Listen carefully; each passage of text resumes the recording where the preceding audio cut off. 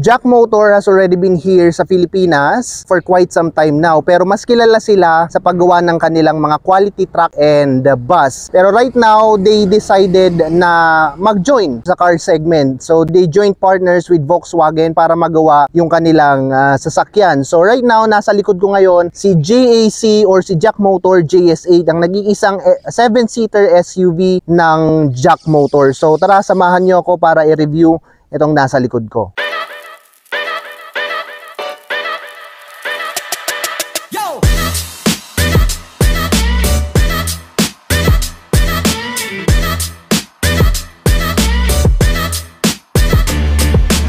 Andito tayo ngayon sa harap ng sasakyan. Start tayo dito sa front fascia. So makikita nyo, lahat naman na dito LED, no? Meron tayo ditong headlight, hindi po ito yung fog lamp, no? Headlight po ito, nandito yung high lamp natin. And then dito, makikita nyo sa part na to, this is the daytime running lamps natin. And then meron siya na napapalibutan siya ng mga chrome accents. Isa rin yan sa nagpapaganda ng sasakyan. Yun pala, design language nito is from Perin Farina, designer na partner ng Jack Motor. Dito naman sa bandang baba, nandito yung radar natin for the advanced driver assist. Okay, so dumako naman tayo dito sa side portion ng sasakyan. So pinakaunang-unang mapapansin nyo dito is yung 19-inch two-tone alloy wheels natin. So mapapansin nyo para siyang diamond-like na parang may paway. And then ang maganda pala dito, disc brake all around na to. So braking force, safety feature, isa yon sa pinakamagandang feature nito ni Jack GS8. Dito naman sa bandang taas, makikita nyo dito, meron ditong camera. This is one of the 4 cameras na meron si Jack GS8. So 360-degree camera na po kasi siya for the price. And then meron tayo ditong LED signal, turn signal repeater, no? And then meron din ditong character line na makikita nyo, started from the headlamp and then hanggang dito sa may tail light nya. Napakaganda. And then meron tayo din ditong parang plastic garnish to add for the character ng sasakyan, para magmukha siyang more SUV-ish, no? Well, technically it's an SUV car, no? So dito naman tayo sa likod ng Jack JS8, no? So mapapansin nyo, unang-una sa lahat, yung napakagandang LED taillight bar dito sa likod. So ayan, try kong buksan kung makikita nyo yung ilaw. So ayan, meron pa siyang pa-dance effect. So ganyan yung light natin dito. And then yun, i-comment ko lang din pala, sequential na po yung ating LED turning lamps, no? So parang na siya, hindi siya yung basta-basta na lang umiilaw, meron siyang sequence. So ayan. And then dito sa likod, mapapansin nyo, syempre nandito yung logo, kasi bakit naman hindi, diyan talaga linalagay yung mga logo. And then makikita nyo dito yung JS8 Pro. Alright, and then one of the 4 again ng camera is yung 300, itong camera na to na bumubuo sa 360-degree camera nila. And then meron din tayong 4 sensors for the backing. Alright, and then yung garnish natin dito na tailpipe.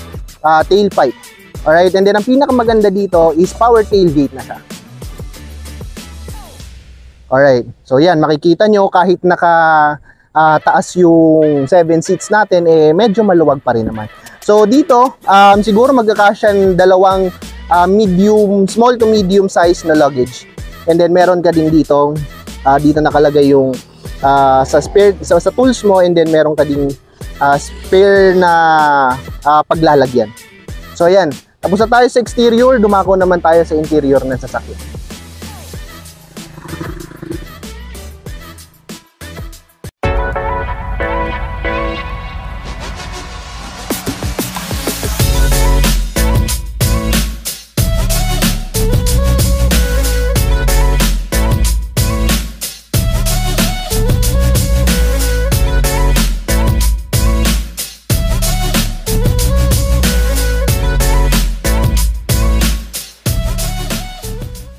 Nandito tayo ngayon sa JS8, yung pinakaunang 7-seater SUV ni Jack Motor. So, let's start siguro with first impression. Syempre, first time to again. So, siguro ako muna mauuna with the interior. So far, ang ganda ng ng interior, wala akong masabi, no. Well, this is actually true to all China car, pero Jack Motor has taken it to another level, to the next level. No, for instance, dito tayo sa dashboard. Hindi siya typical na hard plastic. Napaka-soft yung ano niya, yung touch niya pag hinawakan mo, yung mga touch points dito na tawag diyan, soft. Hindi yung sa hindi naman to leather, so soft touch plastic to, pero dito may leather touch siya. Grabe, grabe. Soft touch, malaki ang liko niya, kahit yung mga blind curve or your U-turn slot, madali niya makukuha. And of course, all the controls are all here, andyan, like cruise control, music, everything, andito lahat. Soft touch ang leather ng steering wheels. And tapos yung view mo from here inside, pag tinignan mo yung kalye, kitang-kita mo yung hood niya. Like nung iba, mabablind spot ka sa sarili mong hood, but look at that hood, diba? Siya pa yung mag-guide sa'yo, yung curve niya shows na talagang makikita mo kung gaano kakapantay sa kalye. Totoo yan. And then look at this, napaka-quality ng quality ng 360 degree camera niya, no? Napaka-detalye niya, detailed talaga na hindi ka, lalo na yung mga batang driver ngayon na masyadong nakadepende sa camera. So I think malabo na para sila yung makasabit pa ng ibang sasakyan dahil sa camera niya. Automatic siya, nag-a-appear, no? Pagkat yung sasakyan, I'm driving uphill, and it is automatically lumalabas. Yan ang makikita mo. 20 to 30 kilometers nag-a-appear siya. Yes, so of course, lalo na pagpataas ka or something, may mga nakaharap sa'yo, like may blocking sa harapan, sa gilid, or somewhere, yan lalabas siya automatic. So masasabi ko lang is, this is a really great car. Okay, si ma'am, meron pa pala tayong isang kasama dito, nasa likod. Kasi tatanungin din natin siya kasi syempre yung sa ride quality. Oo, kamusta ang impression mo dyan, ma'am, sa ride quality? Ito pala si Ma'am Rosel. Hindi naman po yung dito, yung ride po dito sa likod. Kamusta naman yung dyan, ma'am? Yung space mo, okay naman siya? Komportable. Sobrang komportable, hindi siya masikip. Lalo na sa legroom. Okay, and then napansin din namin meron pala siyang center armrest dyan. Yes po, okay. Baba mo nga, ma'am. Ito. And with 2 cup holders na rin. And don't forget also the cooling system. We also have a cooling system here. Like if you have Coca-Cola in can or any soda in can, lagay mo lang dito to make it still cool kahit nag-drive ka. Eh dito yan. At mas malamig siya compare sa iba.